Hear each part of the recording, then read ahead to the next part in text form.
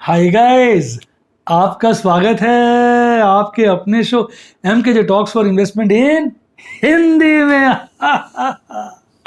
कैसे हैं आप बेटा? कार्यक्रम की शुरुआत करेंगे आपके फेवरेट सेगमेंट शेयर बाजार की कहानी MKJ की जुबानी, और उसमें चर्चा का विषय रहेगा बाजार में हलचल। भाई आज की वीडियो को आपने ध्यान से समझना है। पहले हम बात करेंगे आपके प्यारे राज दुलारे निफ्टी बैंक की, और उसके बाद देश की आन बान शान और हमारी जान निफ्टी 50 की, और उसके बाद फिर हम, क्योंकि शुरुआत में हम बात करते हैं डेली बेसिस पे कल क्या हो रहा है बाजार, परसों क्या होगा, इस हफ्ते क्या होगा, इस तरह की बातें करते हैं। पर अब हम बात करेंगे कुछ एक मीडियम पीरियड की, यानी 1 से 3 महीने में क्या लग रहा है बाजार कैसा रहेगा। तो इसलिए वीडियो को आपने अलग अलग भागों में ठीक से समझना। तो आइए शुरुआत करते हैं। मैं आपके लिए एक स्क्रीन रिकॉर्डिंग भी प्यारी से ले आता हूं जिससे आपको अच्छा लगेगा। ये आ गई स्क्रीन रिकॉर्डिंग। देखिए साहब, आज किस तरह का बाजार रहा। अगर आप निफ्टी बैंक को देखेंगे तो लगभग 2.5% गिरकर बंद हुआ। एक भारी gap up opening, gap up बोल गया, गैप डाउन ओपनिंग, लगभग 1000 पॉइंट की गैप डाउन ओपनिंग के साथ आज निफ्टी बैंक खुलता है और सबके पजामे ढीले हो जाते हैं, हालतें खराब हो जाती हैं, क्योंकि इतनी बड़ी गैप डाउन मायने रखती है। पिछली क्लोजिंग थी बाजार की 31,977 की, आज खुलता है 30,993 पर, और खुलते ही नीचे की तरफ डुबकी लगाता है और 30,405 पर पहुंच जाता है, और उसके बाद फिर ऊपर स्टेबल रहता है, फिर लास्ट में थोड़ा भागकर एक 31,304 के लेवल पर बंद होता है। पिछली क्लोजिंग के मुकाबले 2.5% गिरकर लगभग 770 पॉइंट की गिरावट के साथ मुंह छुपाता हुआ चला जाता है, आंखें नहीं मिला पाता। तो ये थे हालात निफ्टी बैंक।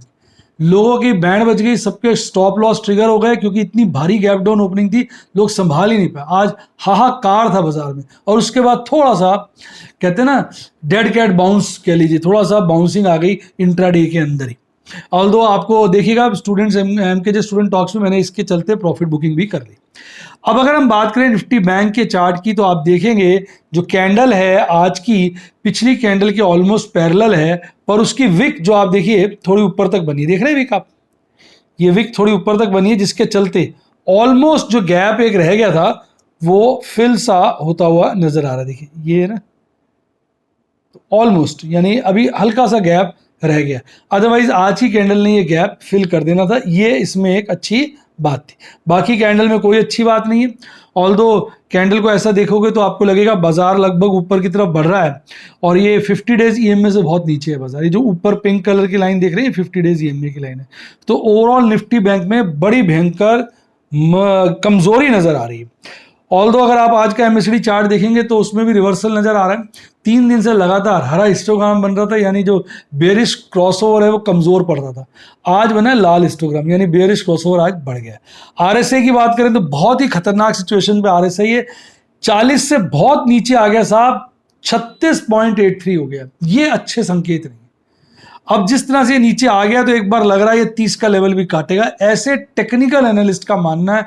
बाकी ऑपरेटर हम सबका बाप है, वो कभी भी माहौल बदल सकता है। अब बात करते हैं इसके कंपोनेंट की। 12 के 12 शेयर लालियाली में थे साहब, कोई भी शेयर देख लीजिए।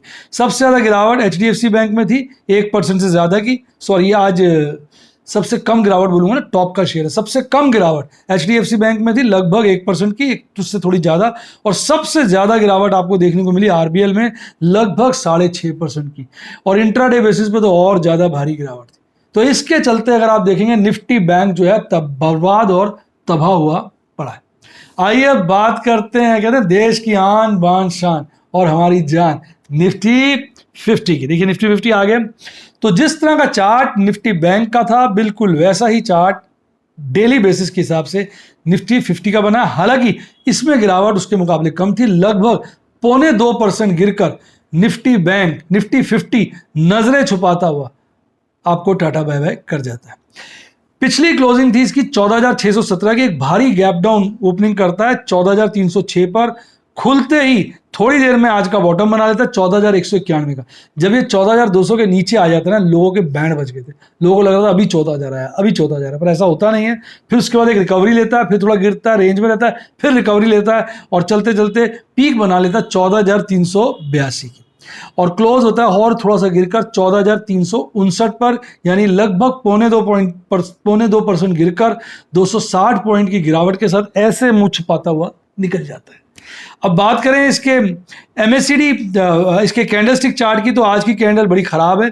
जो नीचे का लोअर बुलिंजर बैंड है उसको बुरी तरह से कैंडल ने काटा है, बुरी तरह से, और बड़ी तेजी से ये बढ़ रही है 200 डेज EMA की तरफ, जो बड़ा खतरनाक विषय है। हालांकि 200 डेज EMA अभी खासा दूर है। अगर आप पीला वाला बॉक्स देखेंगे तो उसमें 200 डेज का EMA है जो 13,129, और अभी हमारा जो इंडेक्स चल रहा है वो 13,362 का चल रहा है, यानी करीबन 1200 पॉइंट दूर है। तो अभी थोड़ा सा हम कहेंगे हम सुरक्षित ही हैं। लेकिन जो ऊपर यहाँ गैप रह गया था, ये वाली कैंडल का देखेंगे, ये वाला गैप जो रह गया था ये अभी फिल होता हुआ नजर नहीं आ रहा। देखते हैं, ये वाला गैप जो है पार्टली यहाँ फिल हुआ था, लेकिन अभी इतना हिस्सा बचा है, ये नजर होता नहीं आ रहा। ये आपका 50 डेज EMA है अगर आप देखें, और ये जो 200 डेज EMA वो ये वाला है, ये जो ये पोर्शन है 200 डेज EMA का। तो ओवरऑल कैंडल जो है अगर देखेंगे उसने एक नया आज गैप छोड़ा है। यहाँ पर देखिए, आप देखिए मैं आपको दिखाता हूँ, आज एक नया गैप छोड़ा है, ये देखिए यहाँ पर ये गैप छोड़ा है। तो ये गैप भी आज कैंडल ने छोड़ दिया है, जो आने वाले वक्त में फुलफिल होगा। अब देखते हैं क्या ये कल फुलफिल हो सकता है, कहना मुश्किल है, क्योंकि इस वक्त ऑपरेटर का सारा तामझाम हमारी पोजीशनों पे डिपेंड करता है।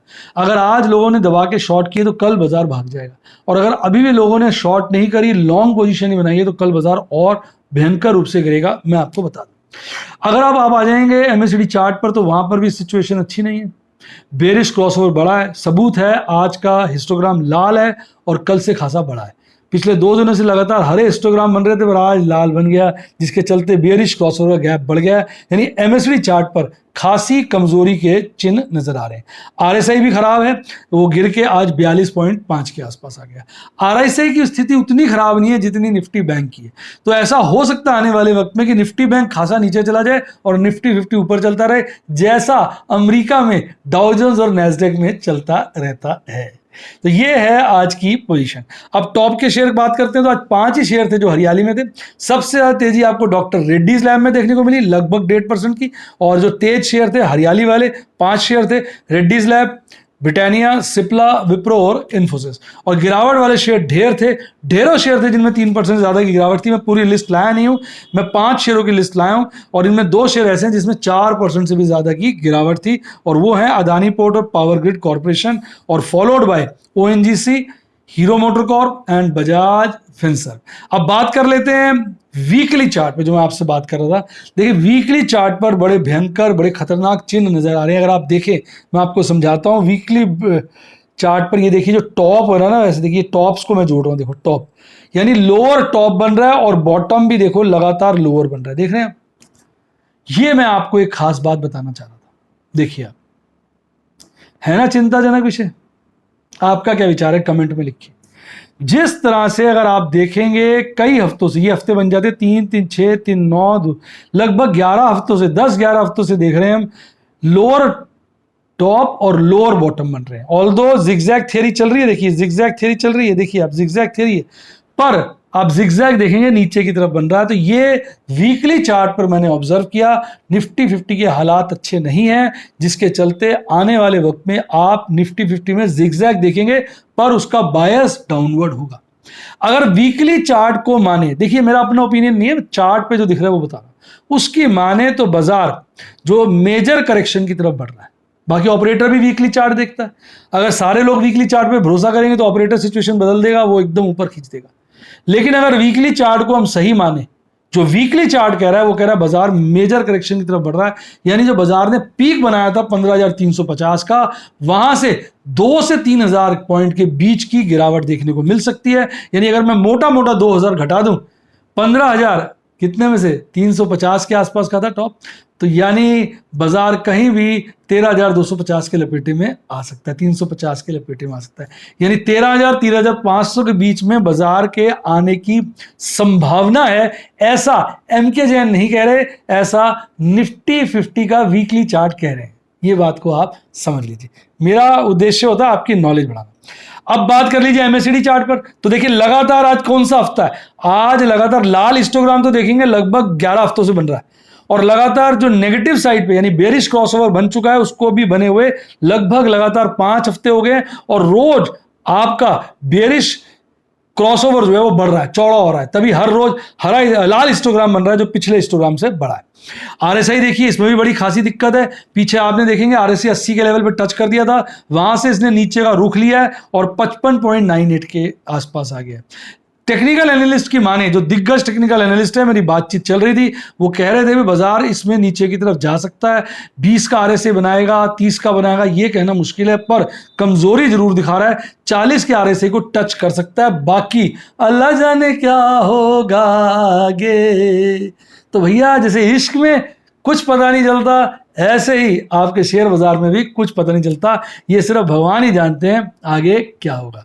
तो अब बात कर लेते हैं ऑप्शन चेन एनालिसिस की, उसके किस तरह के संकेत नजर आ रहे हैं। अगर ऑप्शन चेन एनालिसिस पे देखेंगे आप, 14,000 ऑनवर्ड, ध्यान से देखिए, 14,000 ऑनवर्ड हर लेवल पर कॉल का ओपन इंटरेस्ट बढ़ा है। जब नीचे के लेवलों पे कॉल का ओपन इंटरेस्ट बढ़े तो यानी बाजार में कमजोरी है। और अगर आप पुट के ओपन इंटरेस्ट की बात देखेंगे तो 14,000 के लेवल तक हर जगह पुट का ओपन इंटरेस्ट गिरा है, उसके नीचे 13,500 पे बढ़ा है। यानी इस वक्त बाजार 13,500 के, मैडम हमको 13,000 का भी लेवल देना चाहिए था, रह गया। आप 13,000 का इंट्रोड्यूस करिए, बाजार काफी गिर गया। तो अब इस वक्त जो बाजार की पोजीशन है साहब, वो 13,500 और 14,500 के बीच में ब्रॉड रेंज बन रही है। नैरो रेंज 13,500 और 14,000 के बीच बन रही है। तो हालात सच में ही बड़े दिक्कत वाले बन रहे हैं। टोटल ओपन इंटरेस्ट की बात करें तो उसमें खासी गिरावट है। पहले हाईएस्ट था 14,500 के लेवल पे, आज गिर गया साहब और 14,000 के लेवल पे आ गया। यानी मैक्सिमम मेन 14,000 पे सरक रहा है। यानी जो मैंने कई दिन पहले कह दिया था बाजार नीचे में 14,000 का लेवल टेस्ट करेगा, तो आज उसने टेस्ट करने की कोशिश करी, 14,200 का लेवल भी काट दिया। आपको क्या लगता है, बाजार क्या 14,000 का लेवल काट पाएगा?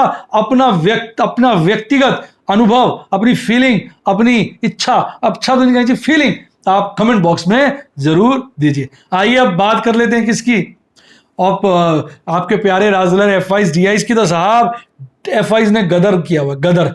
पिछले सेशन में उन्होंने लगभग 450 करोड़ की नेट खरीदारी की थी, 450 करोड़ की। आज तबाही ढा दी साहब, 16.5 करोड़, लगभग 1650 करोड़ की नेट बिकवाली कर दी। ये तो भला हो डीआईस का, उन्होंने बाजार को संभाल लिया।